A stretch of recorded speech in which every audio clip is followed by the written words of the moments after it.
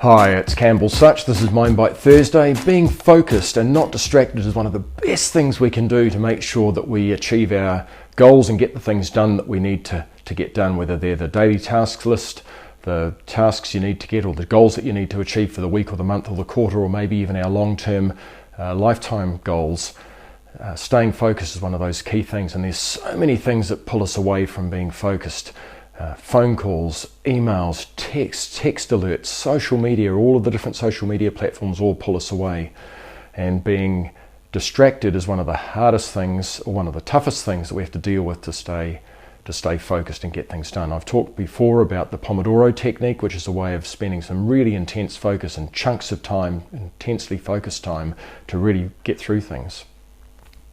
One of the other things that pulls us away from being focused is invitations to things that may not line up with our goals and may not head us in the direction that we want to go and help us achieve what we want to achieve. And one of the toughest things for us all is to say no to those invitations, and particularly to say no and feel comfortable about it. And so what we tend to do is we make up an excuse. No, I'm already busy, I've got something else on, I've got to meet someone, I've got a coffee. And the challenge with that is what happens is the other person then will look to push back and perhaps try and solve that problem so that you can go and do what you need to do.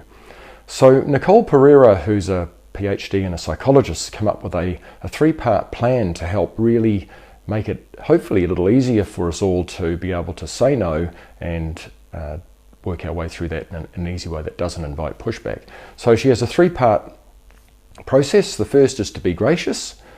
The second part is to say no without making an excuse, and the third part's to work through the feelings of maybe feeling uncomfortable with having said no but without making an excuse.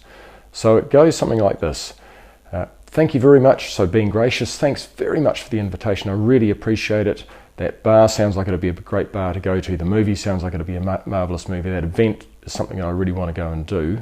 And then add but and say no.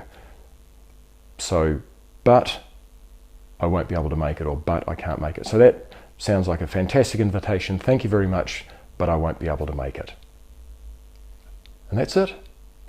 Simple, easy, but that pull to make an excuse is really, really high. So you then have to go through the third part that Nicole has talked about, or talks about in her post, which is around being comfortable with that, the fact that you haven't made an excuse.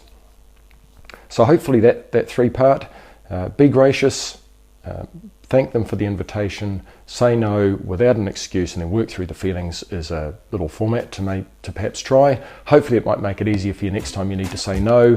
That's Campbell Such, Mind Bite Thursday, over and out. See you next week. Bye.